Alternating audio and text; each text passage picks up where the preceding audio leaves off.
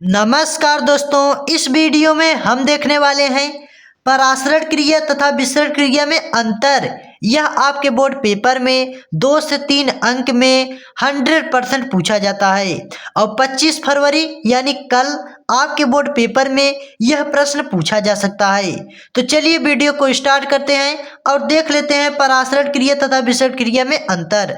तो देखिए दोस्तों, सबसे पहले आपके बोर्ड पेपर में प्रश्न पूछा कैसे जाता है हम इसको देख लेते हैं।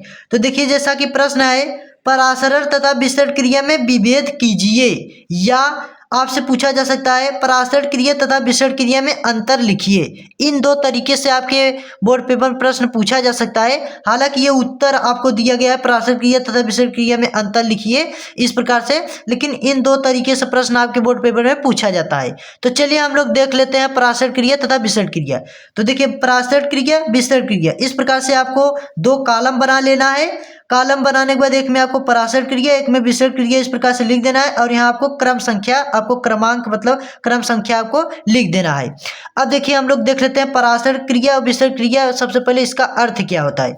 तो देखिए, आप लोग जानते हैं जैसे चना हो गया, किशमिश हो गया, ये जब आप इसको भिगोते हैं तो यह जो मतलब पानी के जरिए फूल जाता है, जो फूलता है उसी क्रिया को परासरण कहते हैं। यानी क्या होता है कि जो पानी होता है वह किशमिश के अंदर जा सकता है, लेकिन उसका जो रस होता है गाढ़ा, वह मतलब बाहर नहीं आ सकता क्योंकि वह गाढ़ा है और पानी आसानी से उसके अंदर चला जाता है, इसलिए वह क्या होता है, फूल जाता है। तो इसी क्रिया को क्या कहते हैं, परासरण क्रिया कहते हैं। और विसरण क्रिया यह होता है कि आप लोग जानते हैं एक कमरा हो गया और एक कमरे में अगर आप अगरबत्ती को जला देंगे तो वह पूरा मतलब उसका जो धुआं रहता है, खुशबू, वह पूरा फैल जाएगा। तो उसी को ही विसरण कहते हैं। विसरण का अर्थ होता है फैलाव, फैलना।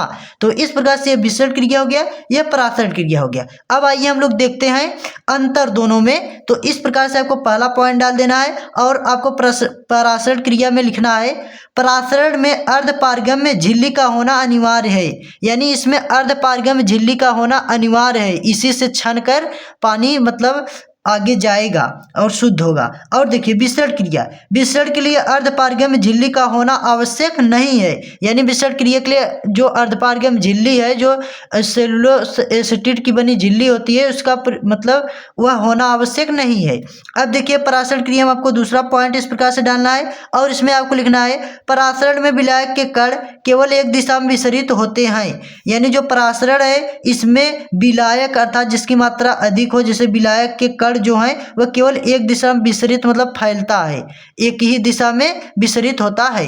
और इस प्रकार से आपको विसरण क्रिया में आपको लिखना है, विसरण में विलेय तथा विलायक दोनों के कण प्रत्येक दिशा में विसरित होते हैं। यानी विसरण जो क्रिया है इसमें विलेय अर्थात जिसकी मात्रा कम हो जैसे हो गया, और विलायक जिसकी मात्रा अधिक हो, दोनों के कण प्रत्येक दिशा में विसरित होते हैं अर्थात फैलते हैं।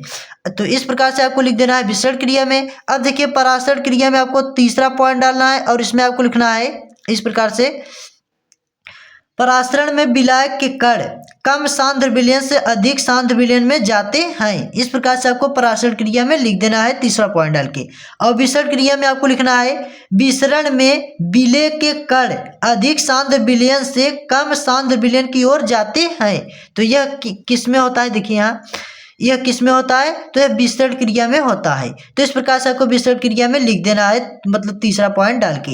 अब देखिए, अगला आपका है परासरण क्रिया। परासरण क्रिया में आपको चौथा पॉइंट इस प्रकार से डालना है और इसमें आपको लिखना है, परासरण क्रिया केवल द्रव अवस्था में होती है।